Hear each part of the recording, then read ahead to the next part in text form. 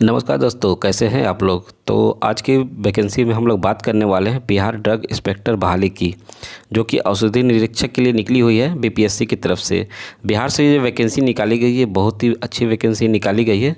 आपके पास मौका है ड्रग इंस्पेक्टर बनने का।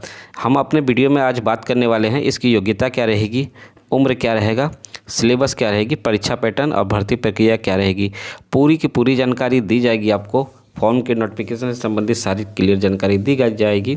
तो आप लोगों से आग्रह है दोस्तों कि हमारे वीडियो को कंप्लीट देखें और इस वैकेंसी से रिलेटेड सारी जानकारियाँ लें और इस वैकेंसी को आप लोग भर के औषधि निरीक्षक बनने का मौका प्राप्त करिए। तो चलिए वीडियो को शुरू करते हैं।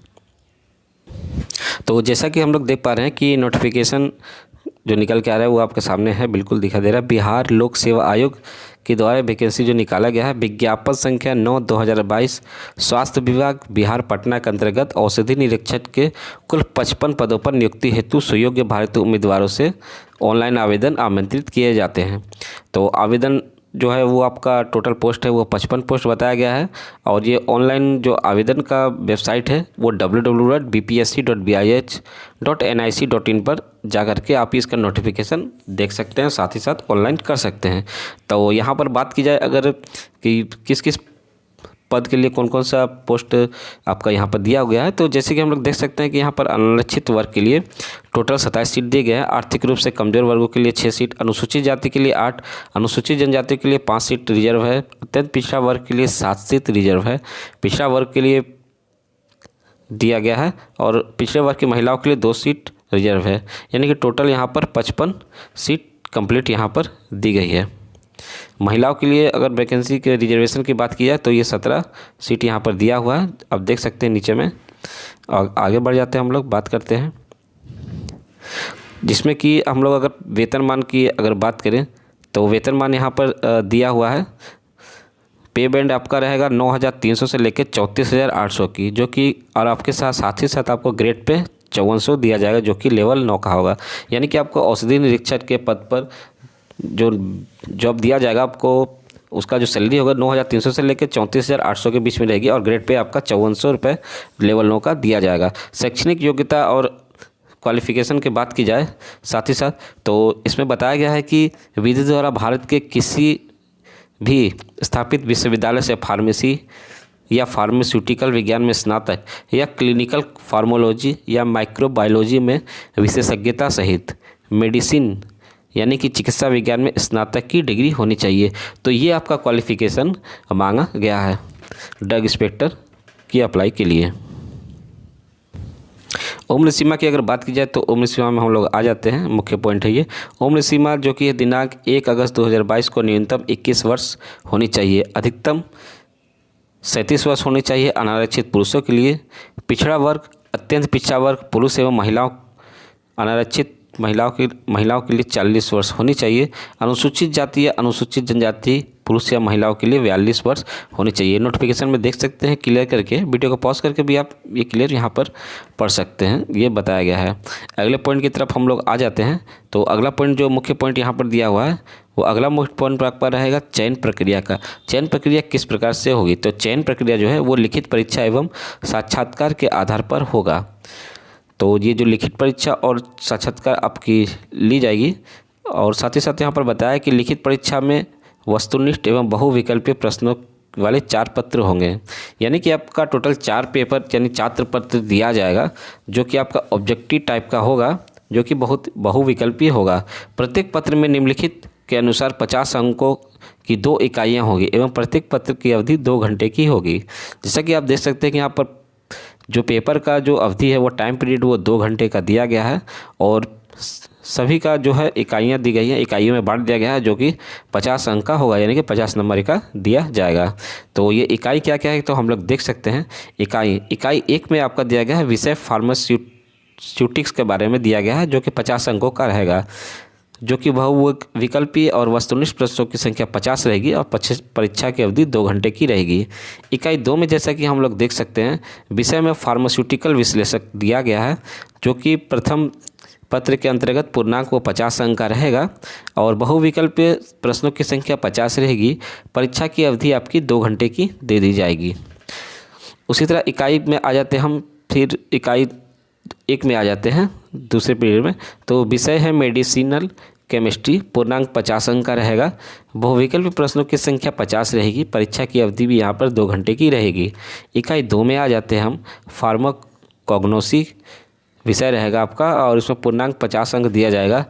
बहुविकल्पी प्रश्नों की संख्या यहाँ पर 50 रहेगी और परीक्षा की अवधि भी 2 घंटे की रहेगी, दे दी जाएगी। साथ ही साथ तृतीय पत्र में हम लोग अगर आ जाते हैं तो तृतीय पत्र में आपका इकाई 1 में आपका दिया गया है एनाटॉमी, फिजियोलॉजी एवं हेल्थ एजुकेशन, जो कि 50 अंक का रहेगा। प्रश्नों की संख्या 50 रहेगी और परीक्षा की अवधि 2 घंटे की रहेगी। इकाई 2 के अंतर्गत फार्मोलॉजी एवं टॉक्सिकोलॉजी रहेगा, 50 अंक इसका पूर्णांक रहेगा और ऑब्जेक्टिव क्वेश्चन की संख्या 50 रहेगी। यहाँ पर परीक्षा की अवधि भी 2 घंटे की रहेगी। चतुर्थ पत्र में हम लोग आ जाते हैं तो चतुर्थ पत्र में इकाई 1 के लिए फार्मास्यूटिकल, जूरिस्प्रूडेंट एवं हॉस्पिटल फार्मेसी के साथ साथ पूर्णांक रहेगा इसका 50 अंक और जो ऑब्जेक्टिव क्वेश्चन का संख्या रहेगा वो 50 और परीक्षा की अवधि भी 2 घंटे की रहेगी। इकाई 2 में हम लोग आ जाते हैं तो विषय रहेगा माइक्रोबायोलॉजी, पूर्णांक रहेगा 50 अंक और बहुविकल्प प्रश्नों की संख्या रहेगी 50 और समय रहेगा 2 घंटे का। 2 घंटे का समय आपको दिया जाएगा। नोट में जैसे कि हम लोग देख सकते हैं यहाँ पर लिखित परीक्षा हेतु विस्तृत पाठ्यक्रम आयोग के वेबसाइट पर उपलब्ध है। इस वेबसाइट पर जा करके आप ये सिलेबस यहाँ पर डाउनलोड करके देख सकते हैं।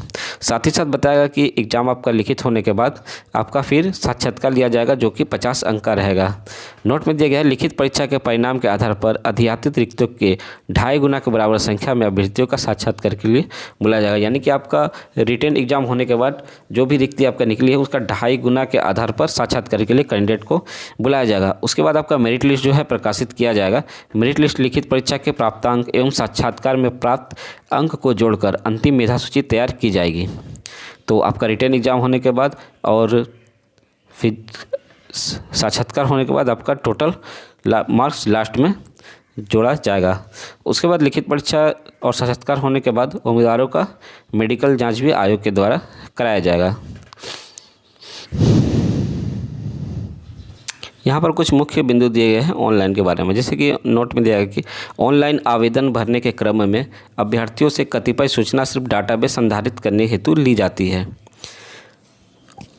उसका दावा ना तो मान्य होगा ना ही अन्य लाभदेय होगा। विज्ञापन में वर्णित सूचना शर्त जानकारी किसी प्रकार की छूट अंतिम रूप से मान्य नहीं होगा। यानी कि जो भी सूचना नोटिफिकेशन आपका दिया गया है वो डिटेल जो आप ऑनलाइन वहाँ पर भरेंगे वो सिर्फ प्राइमरी लेवल पर वहाँ लिया जाएगा और आपका स्टार्टिंग में तो कुछ इसका छूट का दावा नहीं किया जाएगा, वो आपका अंतिम समय में लिया जाएगा। और साथ ही साथ यहाँ पर दिया गया है कि आपको साक्षात्कार के समय आप जब रिटन एग्जाम निकाल लेंगे तो साक्षात्कार के समय आपको कौन कौन सा डॉक्यूमेंट्स लेकर के जाना है वो भी यहाँ पर बताया गया है। तो अभ्यर्थियों को साक्षात्कार के समय प्राधिकार द्वारा निर्गत निम्नलिखित प्रमाण पत्रों की मूल प्रतियां सत्यापन हेतु प्रस्तुत करना अनिवार्य होगा। यानी कि आपको ओरिजिनल डॉक्यूमेंट्स साक्षात्कार इंटरव्यू के समय लेकर के जाना होगा, जो कि मैट्रिक का प्रमाण पत्र हो और अंक पत्र होना चाहिए जिसमें कि जन्म तिथि भी उल्लेख होना चाहिए। शैक्षणिक योग्यता के अनुरूप सक्षम प्राधिकार के द्वारा निर्गत प्रमाण पत्र, शैक्षणिक योग्यता के अनुरूप अंक पत्र, विज्ञापन की कंडिका 3 शैक्षणिक योग्यता के अनुरूप औषधि एवं प्रसाधन सामग्री नियमावली के अंतर्गत सारा डॉक्यूमेंट्स आपका होना चाहिए। पिछड़ा वर्ग और अन्य पिछड़ा वर्ग और क्रीमी लेयर के लिए भी यहाँ पर दिया गया है। क्रीमी लेयर के द्वारा जो दावा जो करेंगे उनको भी अपना प्रमाण पत्र प्रस्तुत वहाँ पर करना होगा। डॉक्यूमेंट्स के बाद हम लोग आए थे, चलिए मेन टॉपिक पर यहाँ पर शुल्क के बारे में। जब एग्जामिनेशन फ़ी कितना लिया जाएगा तो सामान्य अभ्यर्थियों के लिए 750 रुपये सामान्य शुल्क लिया जाएगा। यहाँ पर केवल बिहार राज्य के अनुसूचित जनजाति के लिए 200 रुपये शुल्क रखा गया है। यानी कि बिहार राज्य के अंतर्गत आने वाले सभी कैंडिडेट जो कि ST और SC से रिलेटेड है उन्हें 200 रुपये एग्जामिनेशन फीस सिर्फ जमा करना होगा।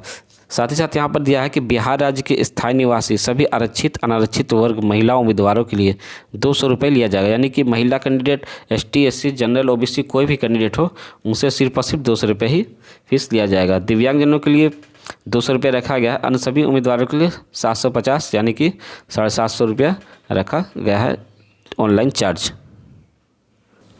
ऑनलाइन जो है आपका ऑनलाइन स्टार्ट होने की तिथि है वो 25 नवंबर 2022 से लेके ऑनलाइन ख़त्म होने की यानी कि लास्ट डेट जो है वो आपका 16 दिसंबर 2022 रखा गया है। तो आपको ध्यान रखना है कि 25 नवंबर से लेकर के 16 दिसंबर के बीच में ही ऑनलाइन कर लेना है। उसके साथ ही साथ ऑनलाइन करते समय आपको किसी प्रकार की कोई भी फॉर्म में का जो ऑप्शन उसमें दिया गया उसमें कुछ भी गड़बड़ी नहीं करना या फिर कुछ गलत नहीं करना, उससे बिल्कुल ही सावधानीपूर्वक भर करके फॉर्म को सबमिट कर दे। और कैंडिडेट को ऑनलाइन फॉर्म भरने करके बाद वो जो हार्ड कॉपी प्रिंट आउट निकालेंगे उसे अपने भविष्य के लिए सुरक्षित रख ले। यह हार्ड कॉपी कोई भी आयोग को किसी भी रूप से ऑफलाइन में या पोस्ट या बाय पोस्ट, रजिस्टर्ड पोस्ट या मेल के द्वारा भेजने की ज़रूरत नहीं है। उसे प्रिंट आउट निकाल करके अपने पास स्वयं रख सकते हैं। यहाँ पर महत्वपूर्ण निर्देश दिया गया है। महत्वपूर्ण निर्देश में दिया गया कि अंतिम रूप से भरे गए ऑनलाइन आवेदन को सबमिट करने के बाद अभ्यर्थी उसी समय पुनः लॉगिन कर डैशबोर्ड पर उपलब्ध डाउनलोड फील्ड एप्लीकेशन सेक्शन से भरा हुआ आवेदन डाउनलोड कर उसकी 2 प्रति निश्चित रूप से प्रिंट करेंगे। विज्ञापन से संबंधित वर्णित सभी प्रमाण पत्र कागजात की प्रति अवश्य सुरक्षित रखेंगे। हार्ड कॉपी में आवेदन देने की आवश्यकता नहीं है और यह किसी भी प्रकार से स्वीकार नहीं होगा। आयोग द्वारा साक्षात्कार के समय या आवश्यकता अनुसार मांगे जाने पर उम्मीदवार को उक्त हार्ड कॉपी एवं सभी संबंधित प्रमाण पत्र निश्चित रूप से प्रस्तुत करना होगा। साथ ही साथ यहाँ पर बताया गया है कि ऑनलाइन आवेदन भरने के क्रम में संलग्न प्रमाण पत्र की सूची अंकित प्रत्येक प्रमाण पत्रों के सामने अभ्यर्थी प्रमाण पत्र निर्गत की तिथि एवं संख्या अंकित करेंगे। यानी कि आप जो अपना मार्कशीट का डिटेल देंगे वो जो जैसे कि आपका जो भी क्वालिफिकेशन रहेगा, क्वालिफिकेशन के सामने जो भी डिटेल आपका मांगा गया है वो बिल्कुल सही आपको वहाँ पर भरने के लिए दी जाएगी। और साथ ही साथ एक बात बताना चाहूँ कि यहाँ पर एक मुख्य पॉइंट दिया गया कि ऑनलाइन फॉर्म भरते समय आपको एडिट का एक ऑप्शन दिया जाएगा। एडिट के लिए एक बार ही ऑप्शन दिया जाएगा, यानी कि आप उसमें सुधार सिर्फ एक बार ही कर सकते हैं। जैसे कि आप लोग यहाँ पर देख सकते हैं, ऑनलाइन भरने में यदि ऑनलाइन आवेदन भरे गए सूचनाओं का मूल अंक पत्र के साथ मिलान करने क्रम में किसी प्रकार की त्रुटि पाए जाने पर उम्मीदवारी रद्द कर दी जाएगी। तो आप लोगों को फिर से एडिट करने का ऑप्शन दिया जाएगा। यहाँ पर एडिट का ऑप्शन एक बार दिया जाएगा। तो एडिट का ऑप्शन आवेदक अपना नाम, पिता का नाम, माता का नाम, पति का नाम, जन्मतिथि, लिंग, आधार, ये सब आप एडिट कर सकते हैं। एक बार सुधार हो जाने के बाद दोबारा एडिट नहीं होगा। तो फॉर्म को बहुत ही ध्यान से आपको भरना है। तो आशा करता हूँ कि आपको हमारा ये वीडियो बिल्कुल पसंद आया होगा। तो ऐसे ही वीडियो अपडेट्स पाने के लिए हमारे चैनल को सब्सक्राइब, लाइक ज़रूर करें और आगे आने वाली जो भी अपडेट्स होगी वो आपको बता दी जाएगी। हमारा वीडियो देखने के लिए धन्यवाद।